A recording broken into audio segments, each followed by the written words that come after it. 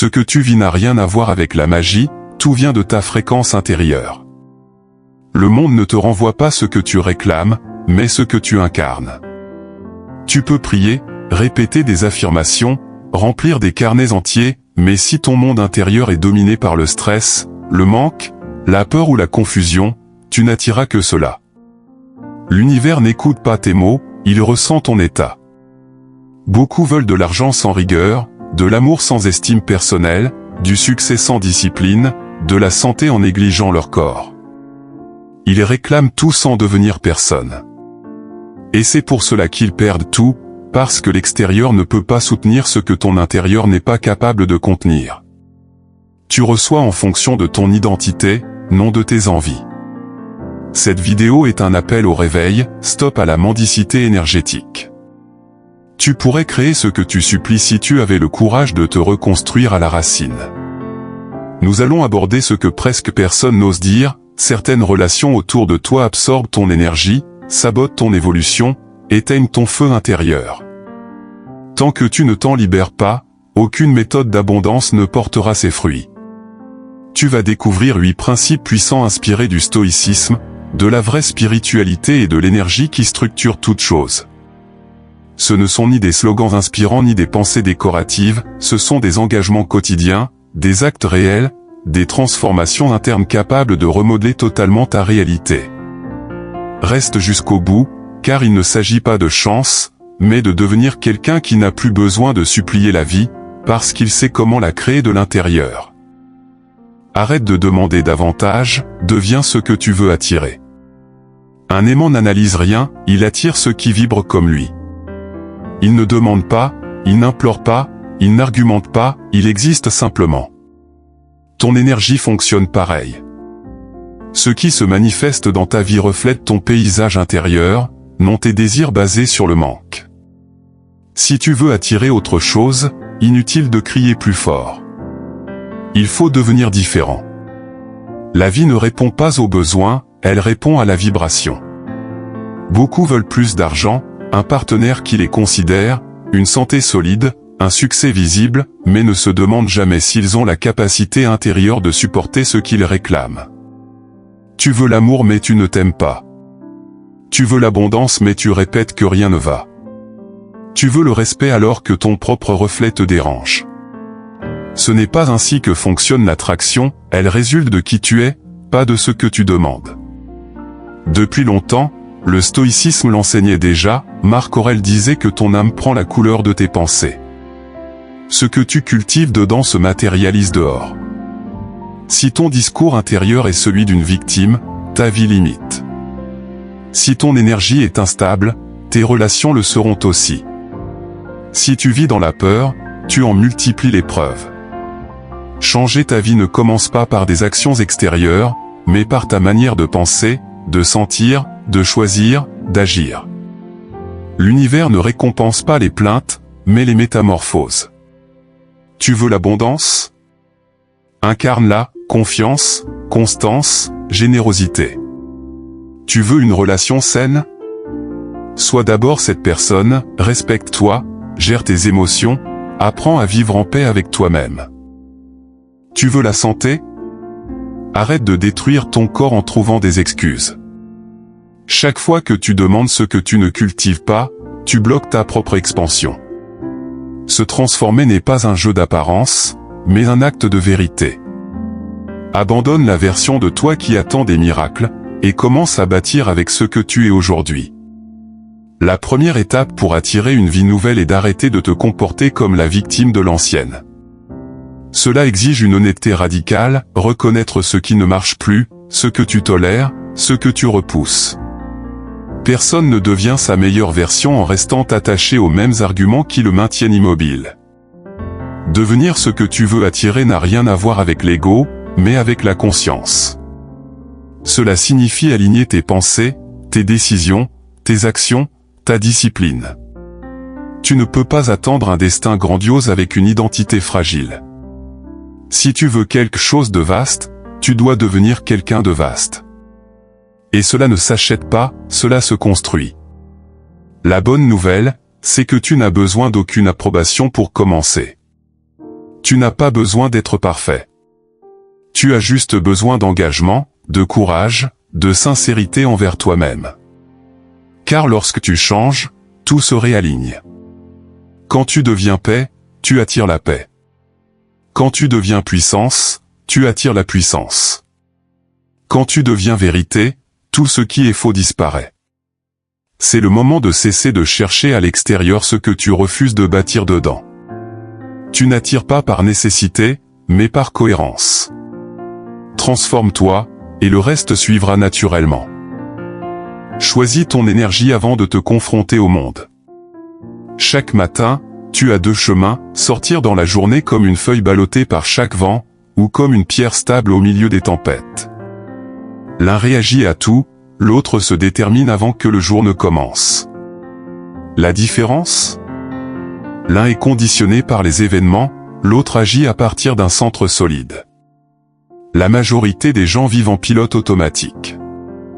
Ils se lèvent, allument leur téléphone, se connectent aux problèmes des autres, aux réseaux, aux actualités. Leur humeur dépend immédiatement du monde extérieur, si tout va bien, ils sourient, si quelque chose se déstabilise, ils s'effondrent. Ils vivent comme des marionnettes émotionnelles, secoués par ce qu'ils ne contrôlent pas. Ils ne réalisent pas que chaque réaction impulsive leur vole de la force, de la clarté, de la concentration.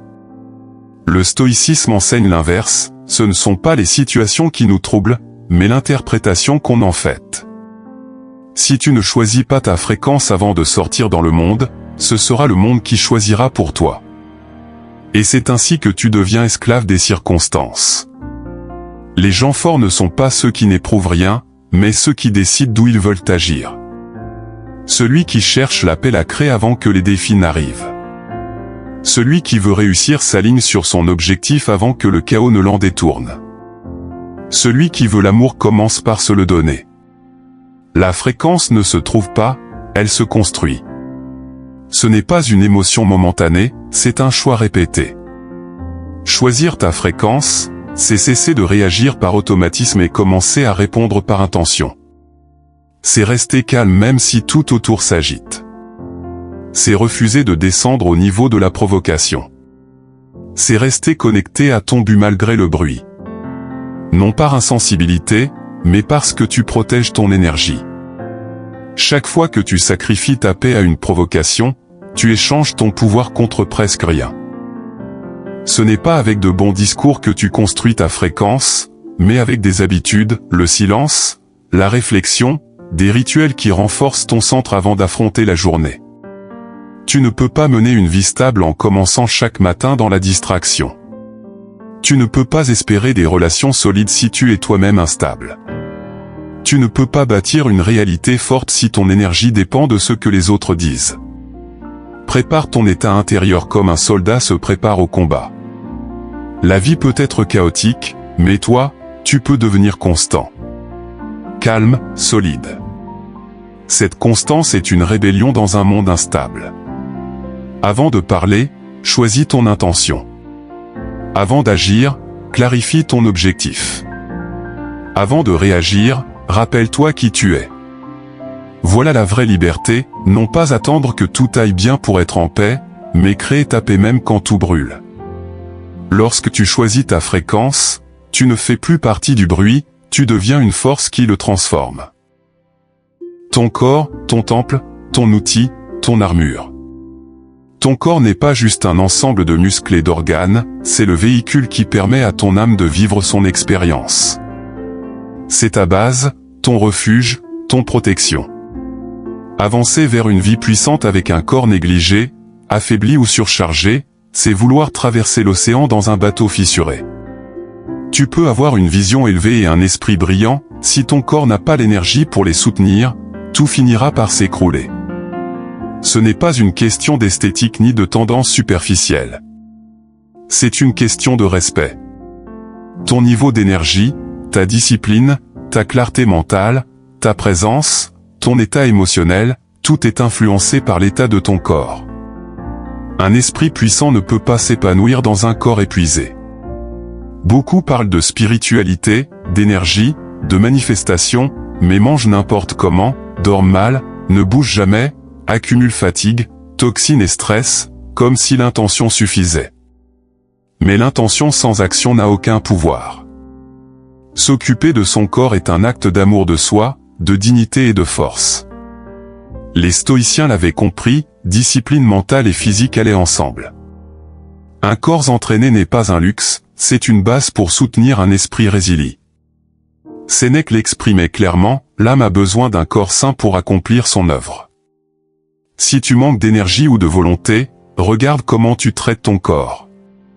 Tu ne peux pas attirer la santé en t'éloignant d'elle. Tu ne peux pas incarner la puissance en te négligeant. Tu ne peux pas espérer un haut niveau de performance en dormant peu, en mangeant mal ou en restant inactif. Ton corps te parle, lourdeur, irritabilité, fatigue, manque d'envie, ce sont des messages. Ne tarde pas à les écouter. Prendre soin de ton corps n'est pas un sacrifice, c'est de l'intelligence. Mieux manger n'est pas une punition, c'est de la gratitude. Dormir suffisamment n'est pas de la paresse, c'est du respect. Bouger chaque jour n'est pas une obligation, c'est un privilège.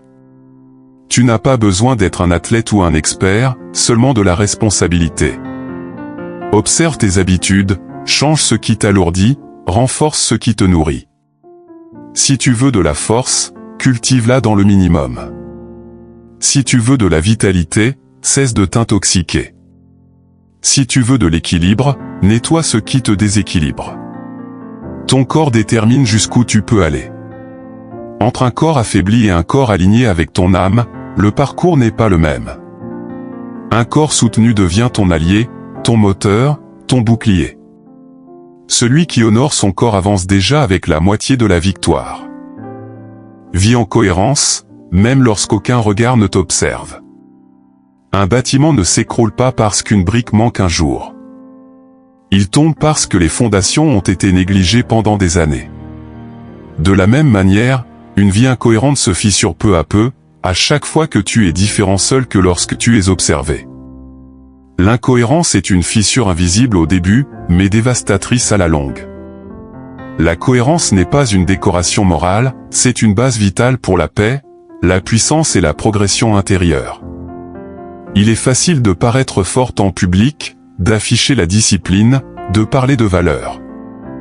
Mais ce qui construit réellement ta destinée, ce sont tes choix silencieux, lorsque personne ne te juge.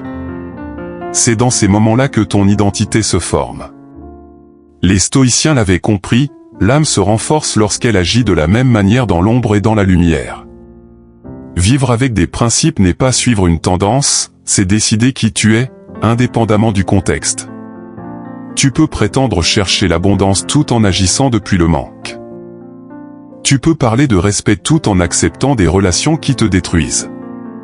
Tu peux exiger la loyauté sans l'avoir envers toi-même. Et même si tu crois cacher ton incohérence, elle se ressent énergétiquement. L'univers ne répond jamais à ton apparence, mais à ton énergie réelle. Tu peux tromper les autres un temps, jamais la vie.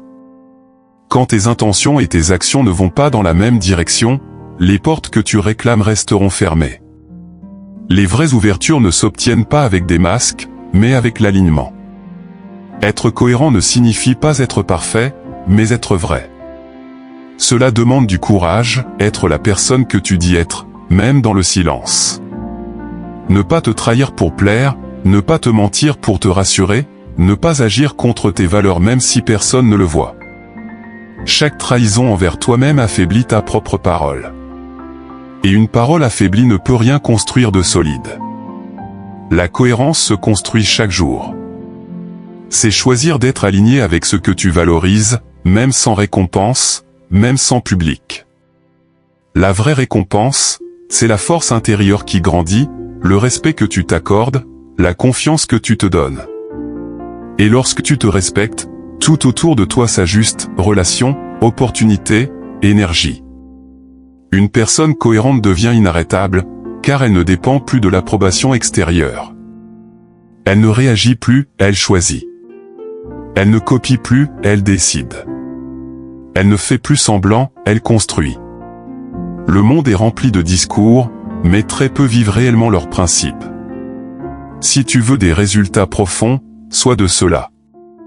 pas pour impressionner, mais parce que c'est ce que tu es vraiment. Car la cohérence est la seule fondation sur laquelle une vie puissante peut tenir. Maîtrise ton intérieur, et le chaos extérieur ne t'atteindra plus. Certaines personnes s'acharnent à contrôler un bateau qui ne répond plus. Elles tirent la barre, forcent la direction, s'épuisent à essayer d'imposer leur volonté à une mer indomptable. Elles ne réalisent pas que la véritable maîtrise ne consiste pas à dompter la tempête, mais à se gouverner soi-même pendant qu'elle passe. Tu ne pourras jamais contrôler l'eau, mais tu peux stabiliser ton esprit. Celui qui cherche à contrôler ce qui est extérieur finit par perdre le contrôle de lui-même. Plus tu veux gérer ce qui ne dépend pas de toi, plus l'angoisse augmente. L'idée de pouvoir tout maîtriser est une illusion qui te rend esclave. Les gens, les circonstances, le temps, les résultats, les émotions d'autrui, rien de cela ne t'appartient. Ce que tu peux gérer, ton attention, ta posture, tes décisions, ta capacité à rester centré. Épictète l'avait résumé, certaines choses dépendent de nous, d'autres non. Si tu ne fais pas cette distinction chaque jour, tu dilapides tes forces. Tu souffres parce que quelqu'un ne se comporte pas comme tu voudrais. Tu te mets en colère parce que le réel ne suit pas ton plan. Tu te fatigues en voulant contrôler l'incontrôlable. Mais ce n'est pas le monde qui doit changer, c'est ton point de focus. Le pouvoir commence lorsque tu délaisses ce que tu ne peux pas influencer et que tu commences à diriger ton énergie vers ce qui te construit. Tu ne peux pas empêcher une séparation, mais tu peux décider de ne pas t'y perdre. Tu ne peux pas contrôler l'image que les autres ont de toi, mais tu peux construire la tienne de l'intérieur.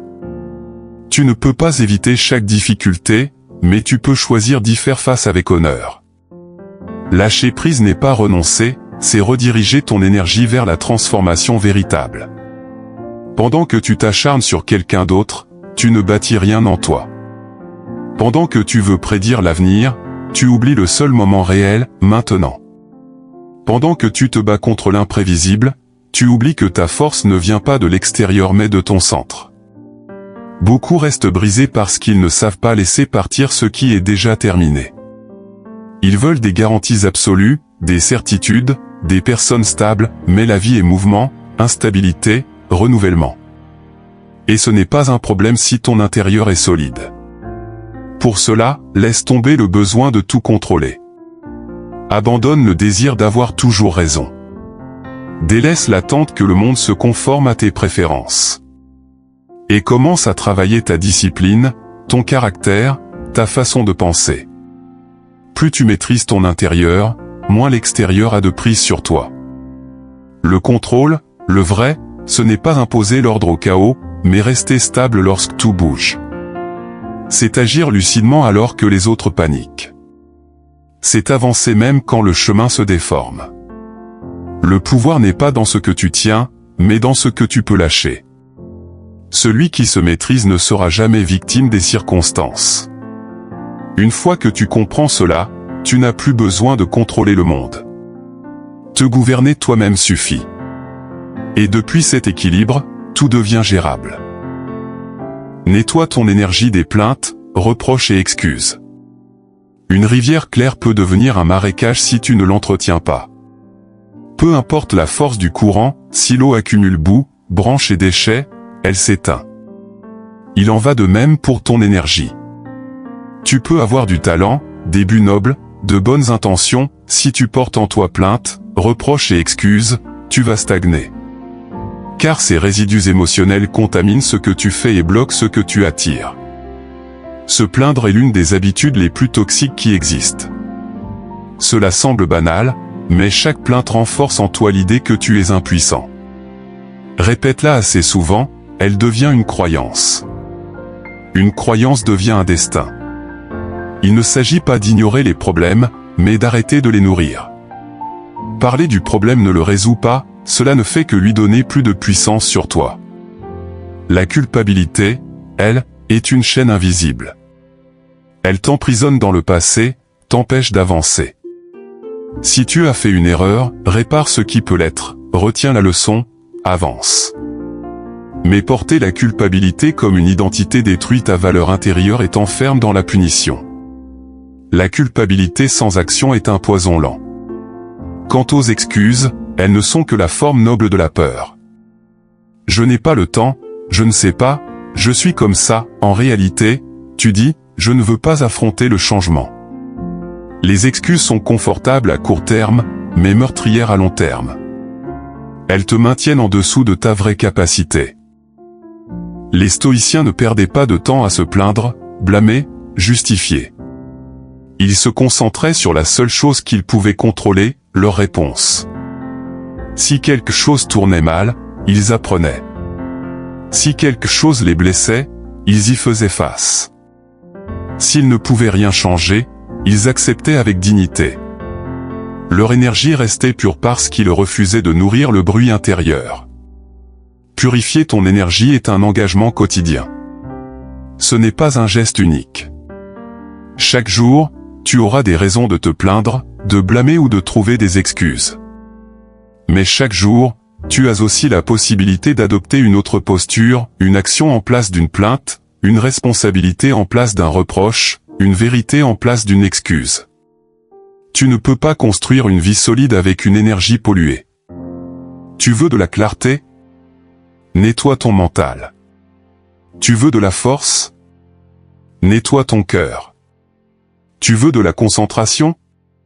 Nettoie ton langage intérieur. Ce que tu ne purifies pas s'accumule. Et ce qui s'accumule finit par te dominer. Commence par observer. Écoute comment tu parles, comment tu penses, ce que tu justifies. Et chaque fois que tu identifies une plainte, un reproche ou une excuse, remplace-le par un choix, une action, un mouvement. Purifier n'est pas un signe de faiblesse, c'est un acte de puissance. C'est savoir abandonner ce qui alourdit pour laisser circuler ce qui élève.